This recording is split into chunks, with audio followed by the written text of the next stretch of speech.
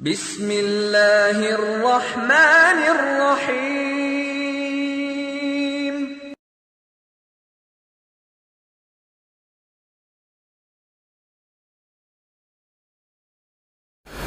اعوذ باللہ من الشیطان الرجیم، بسم اللہ الرحمن الرحیم۔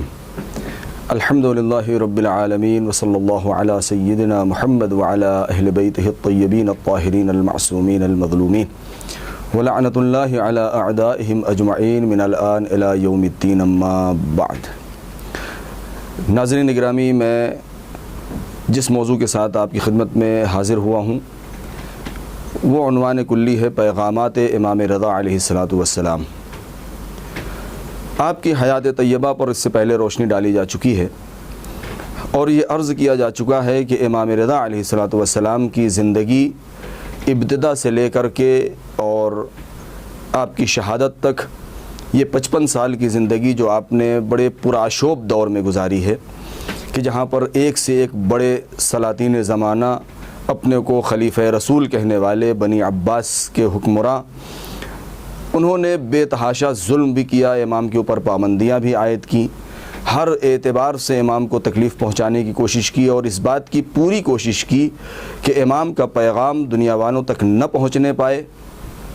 یا تو انہیں مدینے میں محدود رکھا گیا اپنے گھر میں اور صرف مسجد تک، اور یا تو ان کو مدینے سے بلا کے خراسان میں ایک مقام پر محدود کر دیا گیا اور محبوس کر دیا گیا۔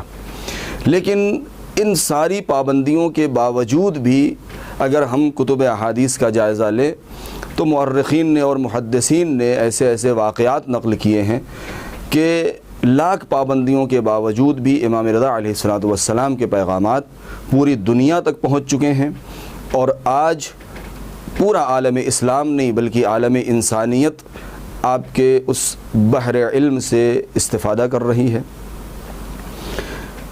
امام کی زندگی میں دو انداز سے ہم وارد ہو سکتے ہیں اور گفتگو کر سکتے ہیں۔ کچھ وہ پیغامات ہیں کہ جو آپ نے خاموش رہ کے اپنی روش اور اپنی سیرہ زندگی کی سیرت اور طریقے کے ذریعے سے آپ نے دنیا والوں تک پہنچایا ہے کہ دیکھو، اگر ظالم حکومت تم سے اس انداز سے برخورد کرے اور تمہارے مقابلے میں ظالم حکومتوں کا برتاؤ اس انداز سے ہو تو تم خاموش رہ کے اپنا پیغام کس طریقے سے پہنچا سکتے ہو اور اتحاد اور یکجہتی کس طریقے سے قائم کر سکتے ہو۔ لہذا اگر ہم امام کی زندگی کا جائزہ لیں تو امام نے خاموش رہ کے اپنی زندگی بسر کرنے کا جو طریقہ تھا، پوشیدہ طریقے سے امام نے اپنے پیغامات کو پہنچائے ہیں تاکہ اس دنیا میں فلاح و بہبود قائم ہو، عدل و انصاف قائم ہو، ظلم کا خاتمہ ہو، اور بالخصوص ان کے چاہنے والے ایک پلیٹ فارم کے اوپر جمع ہو جائیں، ان میں انتشار اور اختلاف پیدا نہ ہونے پائے۔ دوسری طرف امام نے انسانی حیات کے ہر موڑ کو مد نظر رکھا ہے، چاہے وہ سفر ہو، چاہے وہ حضر ہو، چاہے وہ گھر کی زندگی ہو، چاہے وہ باہر کی زندگی ہو، چاہے وہ اجتماع میں ہو، چاہے انفرادی زندگی ہو۔ ہر اعتبار سے امام نے یہ کوشش کی ہے اور اس میں کامیاب بھی ہوئے ہیں کہ اپنے چاہنے والوں تک اپنا وہ خصوصی پیغام پہنچا دیں۔ انہی پیغامات میں سے ایک پیغام جو امام دینا چاہتے ہیں وہ یہ ہے کہ آپ کی یہ بہت ہی مشہور حدیث ہے، لا یستکمل عبد حقیقت الایمان حتی تکون فیہ خصال ثلاث، یعنی کسی بھی بندے کا ایمان اور ایمان کی حقیقت اس وقت تک مکمل نہیں ہو سکتی، یعنی کوئی بھی انسان اور کوئی بھی بندے مومن ایمان کی حقیقت تک اس وقت تک نہیں پہنچ سکتا جب تک اس کے اندر یہ 3 خصلتیں نہ پائی جائیں اور یہ 3 صفتیں نہ پائی جائیں۔ وہ 3 صفتیں کون سی ہیں؟ دیکھیں، ہم اگر غور کریں تو امام نے اس انداز سے کہ یہ 2 خصلتیں، یہ 3 خصلتیں، یہ عادتیں اور یہ صفات حسنہ، امام نے اس انداز سے بیان کر دی ہیں کہ اگر اس کے اوپر غور کرے تو انسان اپنی زندگی کو سنوار سکتا ہے۔ اور وہ 3 خصلتیں کیا ہیں؟ التفقہ فی الدین، وحسن التقدیر فی المعیشت، والصبر علی الرزایہ۔ ظاہری اعتبار سے یہ 3 خصلتیں امام نے بیان کی ہیں حقیقت ایمان تک پہنچنے کے لیے اور ایمان کی تکمیل کے لیے۔ لیکن یہ جو صرف 3 حقیقتیں جو امام نے 3 صفتیں بیان کی ہیں، 3 خصلتیں بیان کی ہیں، ہم اپنے اس دائرہ فکر اور دائرہ نظر کو محدود نہ کریں، کیونکہ امام کی شخصیت کے سلسلے میں ہم جو دیکھتے ہیں جو ستم ظریفی ہے ہمارے معاشرے میں، وہ یہ ہے کہ ہم نے امام کو صرف دین کی حد تک، مسجد اور محراب تک ہم نے محدود کر دیا ہے کہ امام کا کام یہ ہے کہ وہ احکام بیان کریں، دین بیان کریں، عقیدہ بیان کریں۔ نہیں، امام کو پروردگار عالم نے اس لیے منسوب کیا ہے اور نصب کیا ہے اور معین کیا ہے کہ جو امور دین اور امور دنیا دونوں کو سنوار سکے انسانوں کے لیے۔ لہذا یہ 3 صفتیں اور 3 خصلتیں جو مومن کے لیے امام نے بیان کی ہیں وہ کیا ہیں؟ سب سے پہلے التفقہ فی الدین، یعنی دین میں تفقہ کرو، دین میں فکر کرو۔ دین کا مطلب صرف یہ نہیں ہے کہ ایک انسان نماز یاد کر لے، سیکھ لے اور 5 وقت محراب میں کھڑا ہو جائے مصلی کے اوپر فرادہ یا جماعت سے، اور وہ نماز پڑھ لے اور اس کے بعد نماز پڑھ کے زیارت پڑھ کے مصلی لپیٹ کے رکھ دے۔ نہیں، دین عین زندگی ہے، عین حیات ہے۔ یہی حیات عین زندگی ہے۔ ہمارا اٹھنا، ہمارا بیٹھنا، سونا، جاگنا، مومنین سے ملاقات کرنا، اپنی زوجہ کے ساتھ کس طریقے سے برتاؤ کرنا ہے، اولاد کی تربیت کیسے کرنا ہے، ہم بازار میں جائیں تو اس کے اصول اور ضوابط کیا ہیں، ہم حلال رزق کس طریقے سے کمائیں، حرام سے کس طریقے سے بچیں، یہ ساری چیزیں، یہاں تک کہ دوسری اقوام اور دوسرے جو ملل اور فرقے ہیں ان کے جو افراد ہیں ان سے ہماری برخورد، ہماری ملاقات، ہمارا برتاؤ، لین دین کس انداز سے ہونا چاہیے، کہیں خیانت تو نہیں ہو رہی ہے۔ لہذا ہر چیز، یعنی یہاں تک کہ خود حکومت کے قوانین، یعنی امام اس لیے ہے تاکہ وہ حکومت قائم کر سکے، دنیا میں حکومت عدل قائم کر سکے، عدالت کی حکومت ہو۔ کیوں؟ جب عدالت کی حکومت ہوگی تبھی دنیا سے ہر طریقے کا فتنہ و فساد ختم ہو سکتا ہے۔ اب یہ فتنہ و فساد صرف لڑائی اور جھگڑے کا ہی نام نہیں ہے۔ یہ دنیا میں جتنے بھی گناہ ہو رہے ہیں ان سب کو ہم اسی فتنہ و فساد میں لا سکتے ہیں۔ شراب خواری ایک فتنہ ہے، چوری ایک فتنہ ہے، ڈکیتی ایک فتنہ ہے، کسی سے جر و بحث کر لینا ایک فتنہ ہے، کسی کے اوپر بلا وجہ میں غصہ کرنا یہ ایک فتنہ و فساد ہے، کسی کے ظالم کے سامنے دب جانا بھی ایک فتنہ ہے، ظالم کے مقابلے میں حق کی آواز بلند نہ کرنا بھی ایک فتنہ ہے۔ لہذا التفقہ فی الدین، دین میں غور کرو، تم فکر کرو، تفقہ کرو، دیکھو کہ دین تمہیں کیا سکھانا چاہتا ہے، دین سے تم کیا سیکھنا چاہتے ہو۔ دین صرف نماز پڑھ لینا، روزہ رکھ لینا، خمس ادا کر دینا، زکوٰۃ دے دینا، فطرہ دے دینا، صرف یہی دین نہیں ہے۔ دین اصل زندگی ہے کہ انسان کی پیدائش سے لے کر کے موت تک کے سارے قوانین اس دین کے اندر موجود ہیں۔ لہذا اگر انسان دین میں تفقہ کرے، فکر کرے تو ان تمام باتوں تک پہنچ سکتا ہے اور ان ہر چیز کو سمجھ سکتا ہے۔ یہی وجہ ہے کہ جن لوگوں نے دین میں فکر کیا ہے وہ دنیا سے بے نیاز ہو گئے ہیں۔ یہ ایک جملہ بڑا عجیب ہے کہ دنیا سے بے نیاز ہو گئے ہیں۔ کیوں؟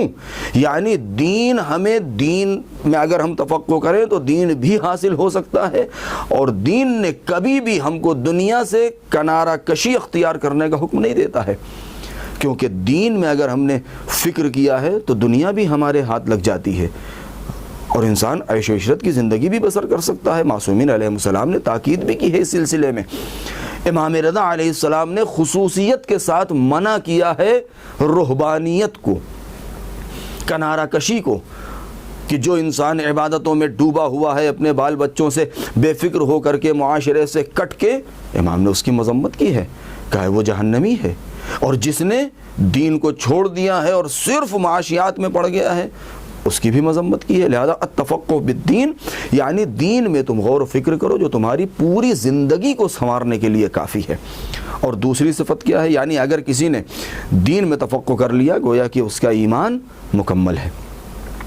دوسری چیز التقدیر فی المعیشہ، تم جستجو کرو، تلاش کرو، سعی کرو، کوشش کرو اپنی معیشت میں، اپنے اقتصادیات، اپنے اکنومک کو صحیح کرنے میں اپنا اقتصاد۔ کیوں؟ اس لیے کہ بہرحال یہ زندگی کا ایک ایسا رکن ہے کہ جس کے بغیر انسان کی حیات آگے نہیں بڑھ سکتی ہے، کہ انسان ایک گھر کے کونے میں بیٹھ جائے اور خدا کے اوپر بھروسہ کر لے کہ وہ تو رزق پہنچانے والا ہی ہے۔ نہیں، بلکہ اپنے بال بچوں، اعلی اولاد، والدین، اعزاء، اقربا، ان سب کی کفالت کے لیے، ان کے اوپر خرچ کرنے کے لیے انسان کوشش کرے، تلاش کرے، رزق حلال کمائے۔ یہاں تک کہ امام فرماتے ہیں کہ اگر کوئی اسی رزق حلال کو کمانے کے لیے باہر نکلا اور اسے موت آ گئی تو اس کو شہادت کا درجہ نصیب ہوگا۔ لہذا معیشت، رزق حلال کو کمانا، لہذا انسان اس پہ غور و فکر کرے۔ اور تیسری چیز ہے والصبر علی الرزایا، مصیبت کے اوپر صبر۔ دیکھیے مصیبت کے اوپر صبر کے معنی کیا ہیں؟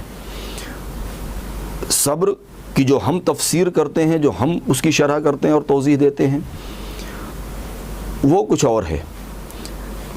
ہمارا کوئی عزیز دنیا سے گزر گیا، لوگوں نے آ کے ہمیں صبر کی تلقین کیا کہ بھائی آپ صبر کیجئے۔ دیکھیے یہ ایک صبر ہے۔ کیا مطلب؟ کیونکہ موت کے مقابلے میں انسان مجبور ہے، قضاء و قدر پروردگار کے سامنے انسان مجبور ہے۔ کوئی انسان اپنے عزیز کو بارگاہ پروردگار سے واپس نہیں لا سکتا، زندہ نہیں کر سکتا ہے، کیونکہ موت و حیات پروردگار کے ہاتھ میں ہے۔ ایسے موقع پر ہم اپنے آنسوؤں کو پوچھ کے اور چپ ہو جاتے ہیں، اس کو ہم صبر کہتے ہیں۔ جبکہ یہ کیا ہے؟ یہ ہماری مجبوری کا نام صبر ہے، یعنی ہم نے اپنی مجبوری کا نام صبر رکھ لیا ہے۔ صبر، جس صبر کی امام یہاں پر گفتگو کر رہے ہیں اور ہم سے چاہتے ہیں کہ ان مصیبتوں کے اوپر صبر، یعنی ایسی مصیبتیں کہ جہاں پر ہمیں اختیار ہے، کہ جس کو ہم امتحان الہی سمجھیں، اور امتحان الہی سمجھنے کے بعد ہم زبان کے اوپر حرف شکایت نہ لے آئیں۔ بس اوقات ایسا دیکھنے کو ملا ہے ہمیں اس دنیا میں، کسی کے گھر میں کوئی مصیبت نازل ہو گئی تو نعوذ باللہ معاذ اللہ لوگوں کے زبان پر یہ فقرے آ گئے کہ میرا ہی گھر بچا تھا مصیبت کے لیے، نعوذ باللہ خدا نخواستہ ہم ہی ملے تھے ایسی مصیبت کے لیے۔ نہیں، یہ پروردگار عالم آزما رہا ہے، امتحان لے رہا ہے کہ تم اس کے امتحانات کے مقابلے میں تمہارے جوابات کیا ہیں، اس کے سوالات کے مقابلے میں تمہارے جوابات کیا ہیں۔ آیا تم اس امتحان میں کامیاب ہو یا کامیاب نہیں ہو؟ وہ یہ دیکھنا چاہتا ہے ہمارے نفس کے اندر کتنی طاقت ہے، ہمارے ضمیر کے اندر کتنی گنجائش اور کتنی وسعت پائی جاتی ہے، ہمارے وجود میں کتنی استطاعت ہے کہ ہم اس کو برداشت کرنے کا مادہ کتنا رکھتے ہیں۔ پروردگار عالم اس امتحان، یعنی خدا کی طرف سے جب کوئی مصیبت ہمارے اوپر نازل ہو، البتہ یہ جملہ بہت مناسب نہیں کہ خدا کی طرف سے، کیونکہ بہت سی مصیبتیں وہ ہوتی ہیں کہ جس کے اسباب ہم خود مہیا کرتے ہیں۔ لہذا جب ہمارے اوپر مصیبتیں نازل ہوں تو ان مصیبتوں کے مقابلے میں ہم کیا ریئیکٹ کرتے ہیں، ہمارا رد عمل کیا ہوتا ہے، ہم کو اس بات کے اوپر غور کرنا ہے۔ امام رضا علیہ السلام فرماتے ہیں کہ بندے مومن اس حقیقت ایمان تک نہیں پہنچ سکتا ہے جب تک کہ اس کے اندر یہ تین صفتیں نہ پائی جاتی ہوں۔ یعنی ہم یہ دیکھیں کہ ہمیں جب نعمتیں مل رہی ہیں تو ہم کہتے ہیں الحمدللہ، شکرن للہ، تو آیا ہمیں جب مصیبت ہمارے اوپر نازل ہوئی ہے، ہم مصیبتوں میں گرفتار ہوئے ہیں، تب بھی ہم خدا کو یاد کر رہے ہیں یا نہیں کر رہے ہیں؟ بہت سے لوگ ایسے بھی ہیں کہ جب مصیبت نازل ہوتی ہے تو وہ درگاہوں اور بارگاہوں اور مساجد اور امام بارگاہوں میں جاتے ہیں اور دعا کرتے ہیں، ایک دوسرے سے کہتے ہیں دعا کیجئے کہ ہماری مصیبت ٹل جائے، لیکن جب مصیبت ٹل جاتی ہے تو خدا کو بھول جاتے ہیں۔ لہذا امام رضا علیہ السلام کہ اس قول کی روشنی میں ہمیں اس حقیقت ایمان تک پہنچنے کی کوشش کرنا چاہیے تاکہ ہم مؤمنین کے زمرے میں آ جائیں۔ والسلام علیکم ورحمۃ اللہ وبرکاتہ۔